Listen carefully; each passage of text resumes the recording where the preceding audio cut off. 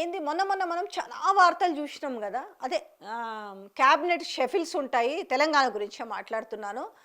ఈయనను బీకి అండ్ల పెడతారు, అండ్ల బీకి ఇండ్ల పెడతారు, ఇండ్ల తీసి అల్ల పెడతారు అన్నట్టుగా బాగా చెప్పారు కదా. అదే మంత్రి శ్రీధర్ బాబుని హోమ్ మినిస్టర్ చేస్తారు, లేకపోతే పీసీసీ చీఫ్ని తీసుకొచ్చి పొన్నం ప్లేస్ ఇస్తారు, పొన్నంకేమో పీసీసీ చీఫ్ ప్లేస్ ఇస్తారు.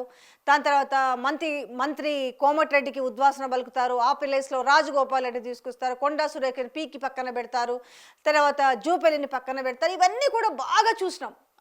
అయ్యయ్యో పొరబడకండి, సోషల్ మీడియాలోనే కాదు మెయిన్ స్ట్రీమ్ మీడియాలో వచ్చింది, ప్రధాన పత్రికలను చెప్పుకునే వాటిలలో కూడా రాసిరు కదా. కానీ అదేం లేదంట కదా. నన్ను ఢిల్లీకి పోయి చెప్తే సార్ ఇది చేద్దామని చెప్తే Rahul no no no no నువ్వేదో చెప్తే మేము వింటామా, సమస్యే లేదని చెప్పిండ్రట.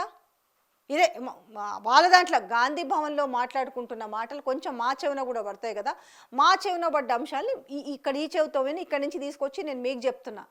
షఫిల్ ఏముండదు. ఒకవేళ క్యాబినెట్ ఎక్స్పాన్షన్ చేస్తే ఇక 2 మంత్రి పదవులు ఎవరికి ఇవ్వాలి అనే దాని మీద కింద మీద పడుతున్నట్టు. ఎందుకంటే ఇక ఆల్రెడీ రాజగోపాల్ రెడ్డి ఏమో ఇక్కడ ఫిక్స్ అయిపోయినరు. అక్కడ ఉన్న కార్యకర్తలకు చెప్తున్నారు మనకి మంచి రోజులు వచ్చినాయి, నేను మంత్రిని అవ్వబోతున్నానని చెప్తున్నాడు. మరి మంత్రి అవ్వుతాడా లేకపోతే ఆయన కూడా కాళ్ళల్లో కట్టెలు పెడతారా అనే వార్తలు కూడా వినిపిస్తున్న నేపథ్యంలో అయితే క్యాబినెట్లో షెఫిల్స్ ఏమాత్రం లేవు.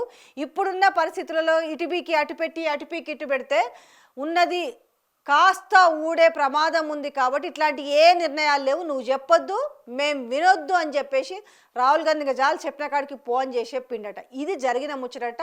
సో అందుకనే మంత్రుల విషయంలో ఎలాంటి షెఫిల్స్ లేవు, మార్పులు లేవు, చేర్పులు లేవు. చేర్చుకోవడాలు మీన్స్ అంటే ఇంకెవరన్నా ఇద్దరికి కొత్తగా అవకాశం ఇచ్చే అవకాశం మాత్రం ఉందనేది చర్చ జరుగుతుంది.